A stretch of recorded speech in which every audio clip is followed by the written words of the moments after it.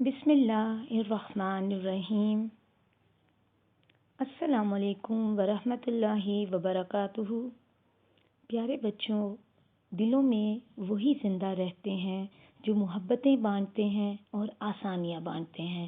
رب کریم ہم سب کو آسانیاں عطا فرمائے اور آسانیاں بانٹنے کی توفیق عطا فرمائے، آمین۔ Hamza army public school and college boys Rawalpindi کی جانب سے میں مس ہاجرہ بی بی اردو ادب و قواعد و انشاء کی چوتھے ہفتے کی کلاس میں جماعت ناہم کے طلباء کو خوش آمدید کہتی ہوں۔ یہ class F6 online support programme کا حصہ ہے۔ ہماری آج کی نظم کا عنوان ہے برسات کی بہاریں، اور اس کے شاعر کا نام ہے نذیر اکبر آبادی، جبکہ اس کی حیت ہے محمد ترجیح بند۔ سب سے پہلے مقاصد تدریس کا جائزہ لیتے ہیں۔ آپ نظم کے متن کو مد نظر رکھتے ہوئے مشقی سوالات کے جوابات تحریر کر سکیں گے، تشبیہ اور ارکان تشبیہ کا اعادہ کر سکیں گے، مشکل الفاظ کے معنی جاننے کے بعد بامعنی اور معیاری جملے بنا سکیں گے۔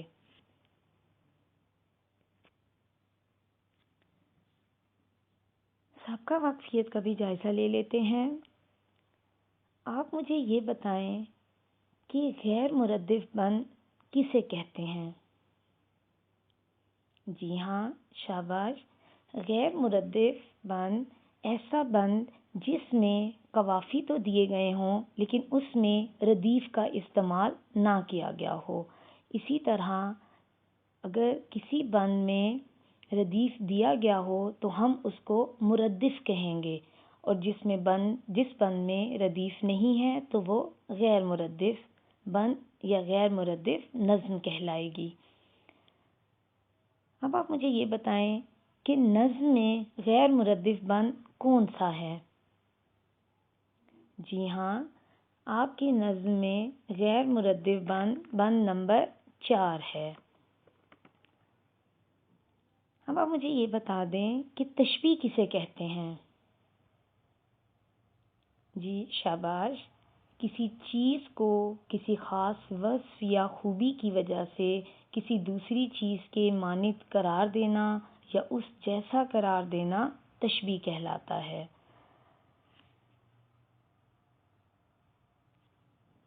گزشتہ کام کا بھی جائزہ لے لیتے ہیں۔ کل آپ نے بچوں بند نمبر 3، بند نمبر 4 اور بند نمبر 5 کی تشریح کی تھی، اور مجھے امید ہے کہ آپ کو یہ تشریح سمجھ میں آ گئی ہوگی۔ بند نمبر 3 میں آپ نے پڑھا تھا کہ برسات کے موسم میں زمین سرسبز و شاداب ہو جاتی ہے۔ خالق کائنات نے مردہ زمین کو نئی زندگی بخشی اور ہریالی ہر طرف دکھائی دیتی ہے، جیسے دھرتی پر سبز قالین بچھا دیا گیا ہو۔ اسی طرح آپ نے بند نمبر 4 میں پڑھا کہ برسات کے موسم میں لہلہاتے ہوئے کھلیان سبزے اپنی تر و تازگی و شادابی دکھاتے ہیں، آسمان پر کالے کالے بادل چھا جاتے ہیں، سرخ سفید اور سبزی مائل گھٹائیں آسمان پر جب چھا جاتی ہیں تو موسلا دھار بارش شروع ہو جاتی ہے، جس سے آسمان سے زمین تک گھر گھر پانی میں بھیگا ہوا دکھائی دیتا ہے۔ اس کے بعد آپ نے بند نمبر 5 میں پڑھا کہ یہ اللہ تعالیٰ کی قدرت کے ہی کرشمے ہیں کہ اللہ تعالیٰ کی کرشمہ سازیاں دیکھ کر ہر کوئی مست و بے خود ہو رہا ہے، اور انسان تو انسان تیتر بھی اللہ تعالیٰ کی حمد و ثنا بیان کر رہے ہیں، اور وہ اپنی زبان سے کہتے ہیں سبحان تیری قدرت۔ تشریح کرنے کے بعد آپ مشقی سوالات کریں گے جو کہ آپ کی کتاب کے صفحات نمبر 109 تا 111 پر موجود ہیں۔ اچھے بچوں، آپ جلدی سے اپنی کتاب کھول کر سامنے رکھیں اور اپنے پاس رف نوٹ بک بھی رکھیں تاکہ آپ جوابات جو ہیں وہ نوٹ بھی کر سکیں، اہم نکات کی نشاندہی کر سکیں۔ سب سے پہلے سوال نمبر 1 جس کے آپ نے مختصر جوابات دینے ہیں۔ نمبر 1، پہلے بند میں کون سے قافیے استعمال ہوئے ہیں، یعنی قوافی؟ برسات، باغات، قطرات اور گھات، یہ اس کا جواب ہے۔ بے جز تیسرے بند میں موجود ردیف کی نشاندہی کریں۔ اس کا جواب یہ ہے ہرے بچھونے، ہرے بچھونے ردیف ہے۔ اس کے بعد جیم جز چوتھے بند میں کون سا لفظ بطور ردیف استعمال ہوا ہے؟ جیسا کہ میں نے آپ کو پہلے بھی بتایا تھا کہ چوتھے بند میں قوافی دیے گئے ہیں جبکہ ردیف موجود نہیں ہے، اس لیے اس بند میں کوئی ردیف نہیں دی گئی اور ہم اس کو کہیں گے یہ بند غیر مردف ہے اور اس میں کوئی ردیف استعمال نہیں ہوئی۔ نمبر 4، تیتر اللہ تعالیٰ کی عظمت کیسے بیان کرتے ہیں؟ اس سوال کا جواب یہ ہے، برسات کے موسم میں انسان تو انسان، پرندے بھی اللہ تعالیٰ کی حمد و ثنا میں مصروف نظر آتے ہیں۔ تیتر جب بولتا ہے تو یہی محسوس ہوتا ہے جیسے وہ کہہ رہا ہو سبحان تیری قدرت، یعنی تیتر سبحان تیری قدرت کہہ کر اللہ تعالیٰ کی عظمت بیان کرتے ہیں۔ سوال نمبر 5، گلزار کے بھیگنے اور سبزے کے نہانے سے کیا مراد ہے؟ اس کا جواب یہ ہے بچوں، برسات کے باعث ہر طرف پانی ہی پانی نظر آتا ہے، باغات میں بارش نے عجیب سا سما بنا رکھا ہے، صرف گلزاروں تک ہی جو محدود نہیں بلکہ بارش تو ہر چیز پر پڑ رہی ہے، سبزے پر پڑی ہوئی گرد بھی دھل گئی ہے اور دیکھنے والوں کو یوں محسوس ہوتا ہے جیسے سبزہ نہایا ہوا ہے۔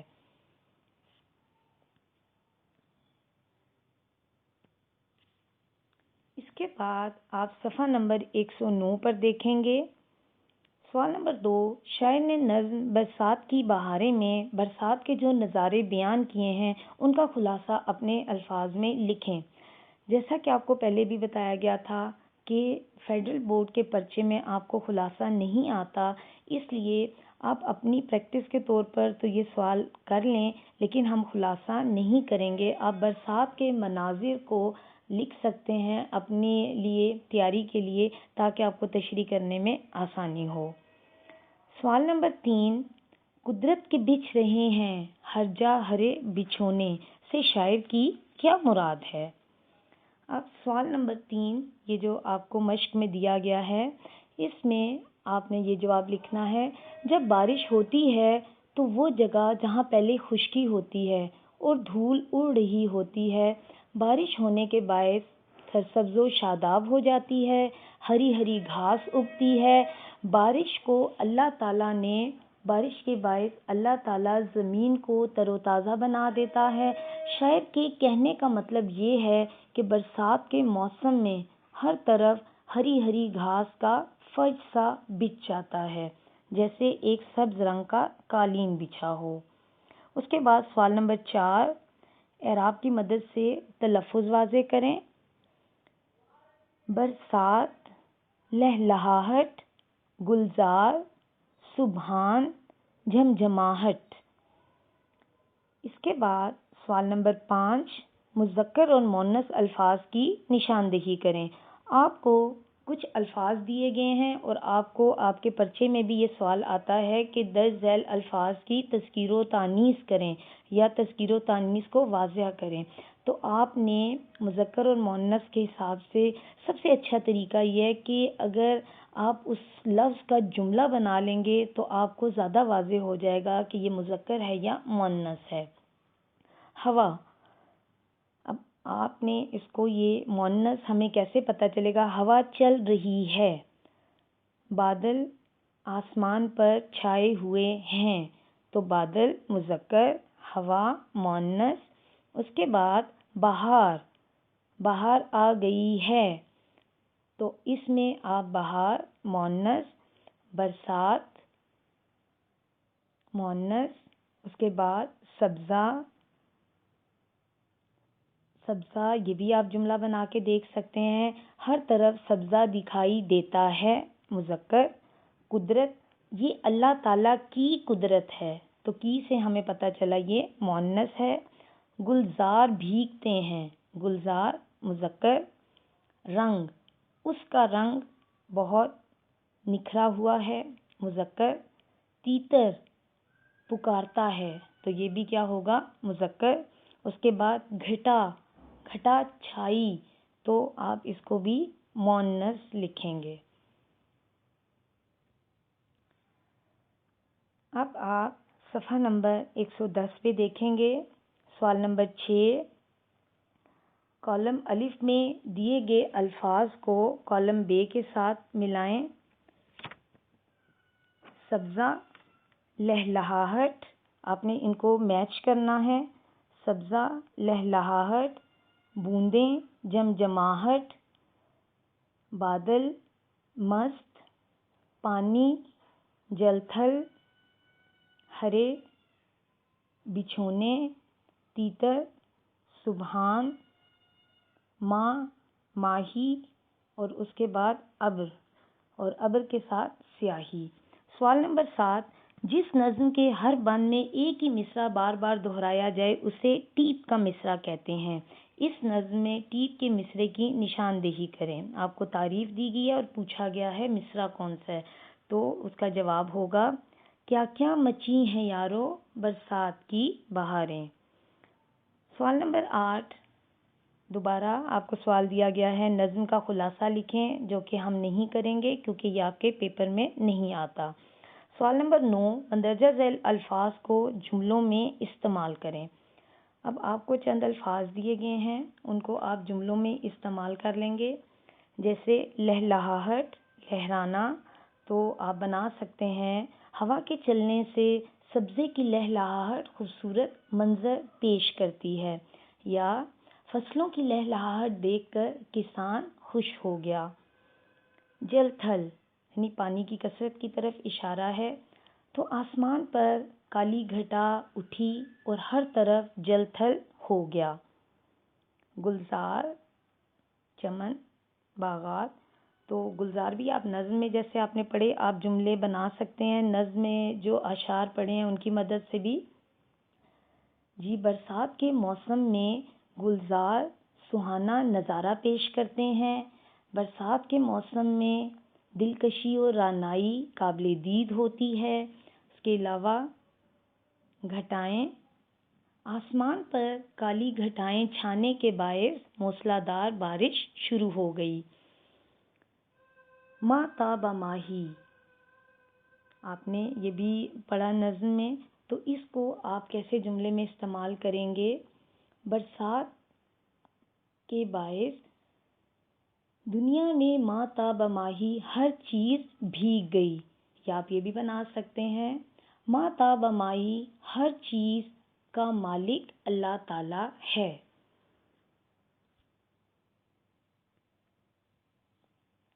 اس کے بعد آپ کو سوال دیا گیا ہے تشبیہ.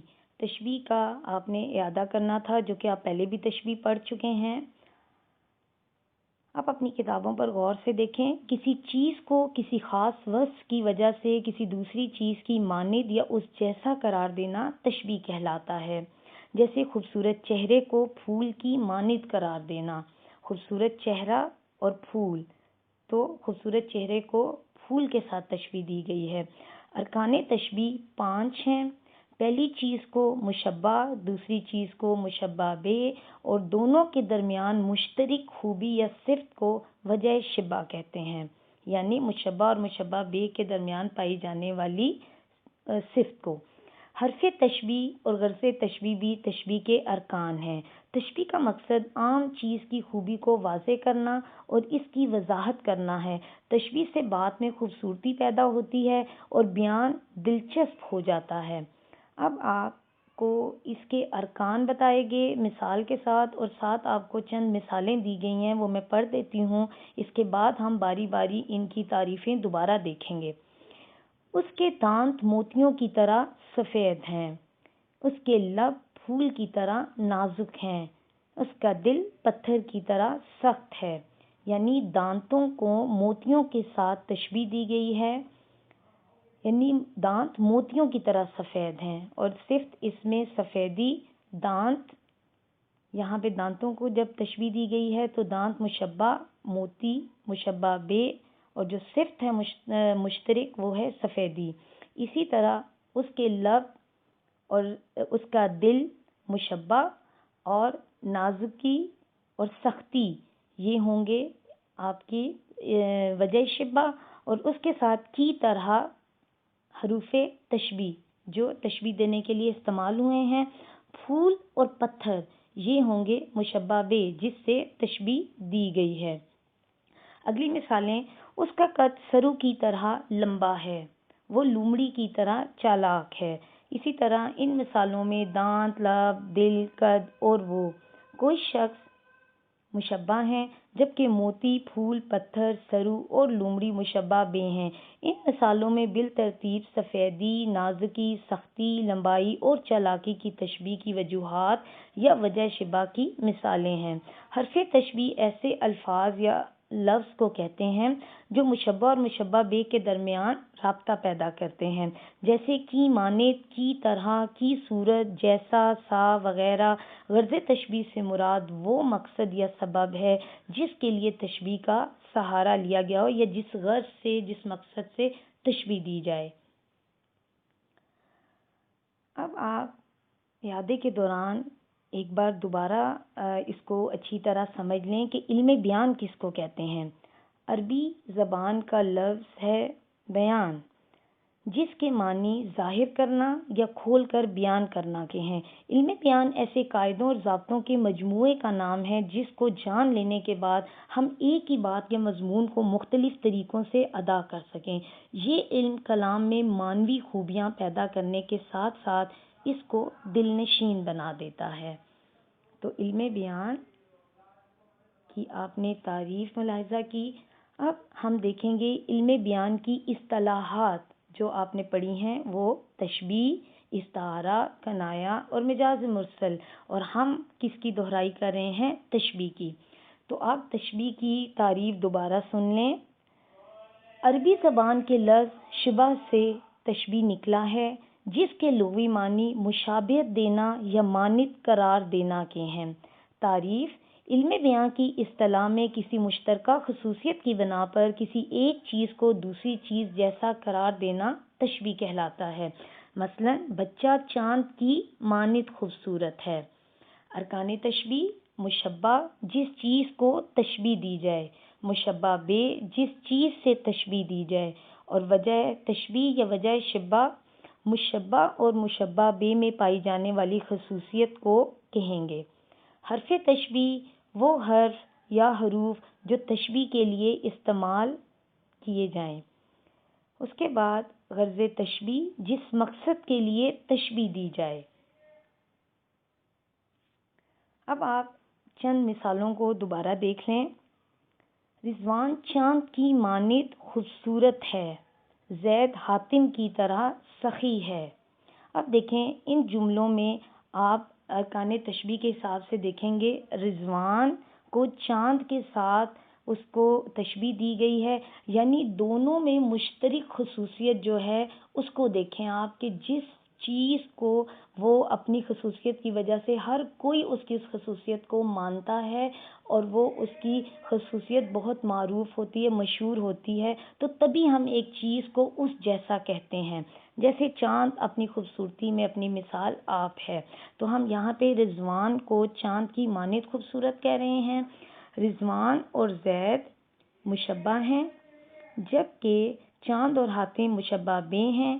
کی مانند اور کی طرح حرف تشبیہ ہیں، اور خوبصورت اور سخی، خوبصورت سے خوبصورتی، یعنی یہاں پر ہم نے اس کو صرف جو مشترکہ تھی وہ ہوگا وجہ شبہ، اور یہاں پہ ہم غرض تشبیہ، بیٹا غرض تشبیہ کے لیے یاد رکھیں جس غرض کے لیے ہم تشبیہ دے رہے ہیں، یعنی ہم کسی خوبی کی بنا پہ دے رہے ہیں تو وہ ہم اس کی اچھائی بیان کر رہے ہیں کیونکہ ہم اس کو پسند کرتے ہیں، تو وہ ہم اس سے پیار و محبت کا اظہار کر رہے ہیں۔ اور کسی کی نفرت کے تحت ہم کسی کو کوئی تشبیہ دیں گے تو وہ اس کی خامی کو بھی ہم بیان کر سکتے ہیں۔ تو ہم جس غرض سے تشبیہ دے رہے ہیں اس کو غرض تشبیہ کہتے ہیں، اور اس میں چند الفاظ کی آپ وضاحت بھی کر سکتے ہیں۔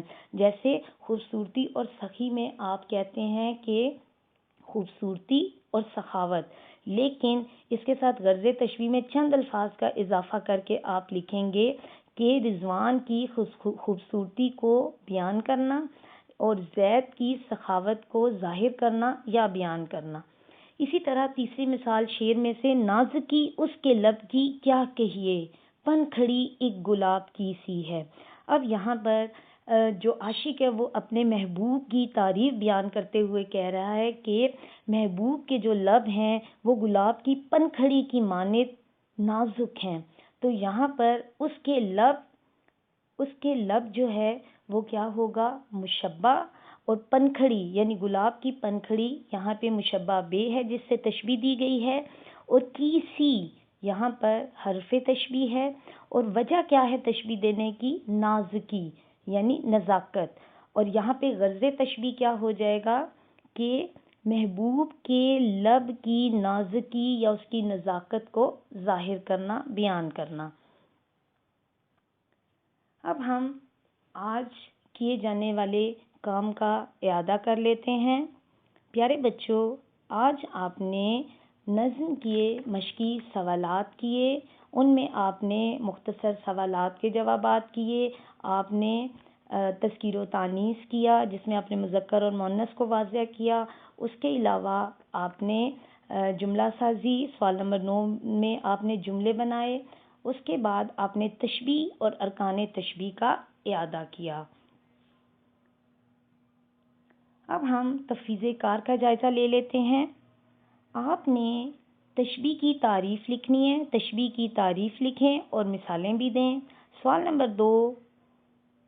نمبر 1 کے تمام اجزاء کے جوابات زبانی یاد کریں، یعنی جو آپ کی نظم میں سوال نمبر 1 کے مختصر سوالات دیے گئے ہیں آپ نے ان کو اچھی طرح یاد کرنا ہے۔